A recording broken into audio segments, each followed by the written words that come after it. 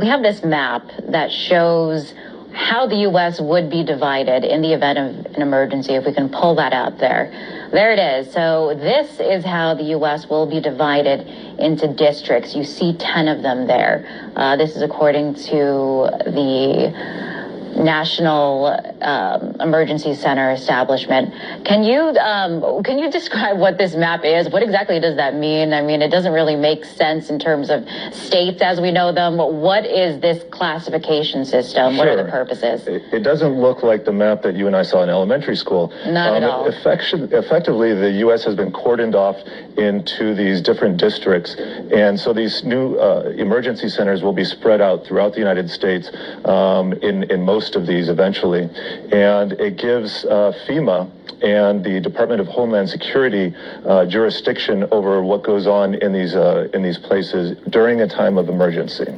Okay, I want to go into because this act does make some specific examples, some exclusions, set some limitations, I should say.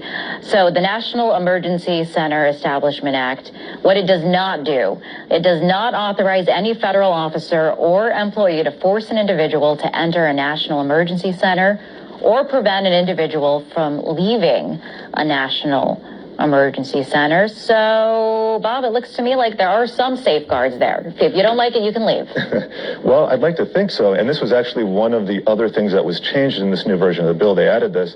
But if you read what they're saying, federal officer or federal employee, that doesn't cover members of the military. And since these are going to be installed in decommissioned and existing military bases, you're going to have people from the military there. So I would think they will have people, namely in the military, who would be able to force people to stay there or prevent them from leaving if that is their what they want to do. Now, for civil liberty advocates like yourself and others like you that are worried that this could be a precursor to government overreach, what would satisfy your what would make you more comfortable with this piece of legislation, I guess? Do you think that the language in it should be clarified, that it's not so vague so that it could be interpreted and abused? Ideally, it would be withdrawn, but if I were forced to live with it, I would want the restrictions on keeping people in there to extend to the military and, in fact, to anybody, not let the states or even local governments have that ability. Okay. Bob, so we're talking about emergencies, we're talking about disasters, we're talking about chaotic situations where some order hopefully the goal there is to be established. And, some are going to say desperate times call for desperate measures. So doesn't that ring true for natural disasters and cases like that? What do desperate people in the government do in those situations? Like I said, I think it's a slippery slope, and we don't really need people in power with these vast sweeping powers to begin with.